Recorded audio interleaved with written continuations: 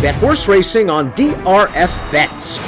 We'll match your first deposit up to $250. Get free expert picks and past performances, plus weekly cash back, all from Daily Racing Form, the most trusted name in horse racing. Hi, everybody. Dan Illman, Mike Beer. Friday's stakes action kicks off with race number 3 at Belmont Park. It's the Tremont Stakes, $150,000 for 2-year-olds. Before we get to the analysis, head on over to DRF.com. We've got a great Belmont Stakes winners package for you and 25% off the retail price for past performances, exclusive clocker reports, betting strategies, and the player's guide. Here's the field for the Tremont. Only 6 in here, Mike, and the horse on the far outside, the number 6, little drama, 1-2 on the morning line. Why not? Even though he only beat 2 rivals in his career debut here in the second fastest buyer speed figure for any 2-year-old in the country this year.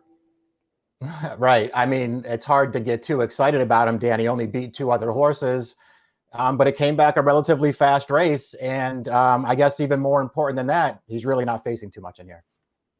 When we take a look at the Timeform US pace projector, he was fast in his debut. He's expected to be fast here. Trust Our Journey, the 4 is pretty quick, though, Mike, from his one and only race at Gulfstream Park. I'm expecting that horse to be aggressively ridden by Paco Lopez. Maybe make Little Drama take a seat.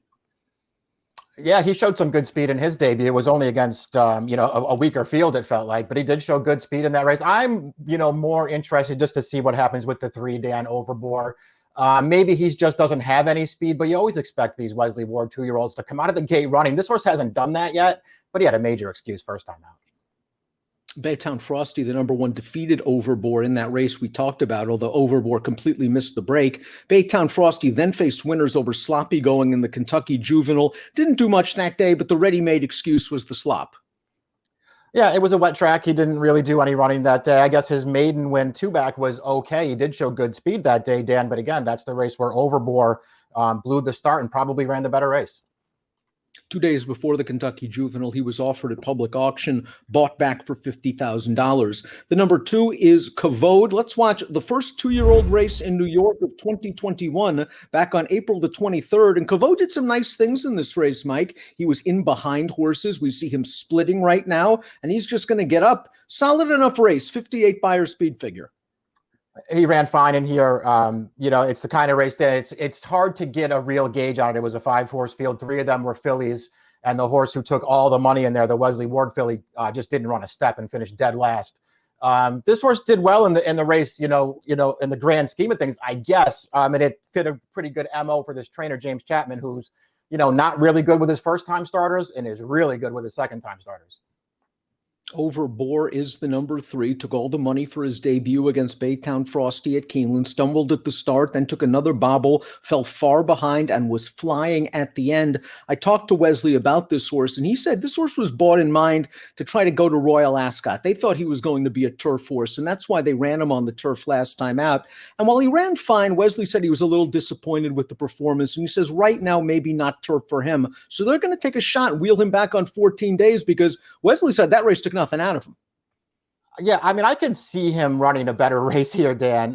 He had the big excuse first time out. I mean, it doesn't mean that he's good, but he really did have a major excuse and was probably best that day. When I watch his turf race, yeah, I mean, it's hard to get that excited about it. It just, to me anyway, it looked like he hung pretty badly on that race. He got right there in the stretch like he was going to go right by and win, and he just sat there outside another horse until the winner came from out of it and nailed him. I don't know. I'd be happy to give him another chance back on dirt if he was going to be some kind of price. Trust Our Journey is the number 4. Son of American Pharaoh popped first time out at Gulfstream. He was not a secret. He was bet down to even money in this race. We watched Trust Our Journey. He showed big speed. He puts away the pace challenger, Cajun Puzzler, on the turn. He's still a little bit green, but he keeps on going, Mike, and Cajun Puzzler is on exhaust fumes right now. Yeah, true enough. I mean, I thought he ran pretty well in this race, Dan. We'll see how strong the race turns out to be, but he did take on a challenger, put him away very easily, and just sort of won it ridden out. I thought this horse was very good first time out.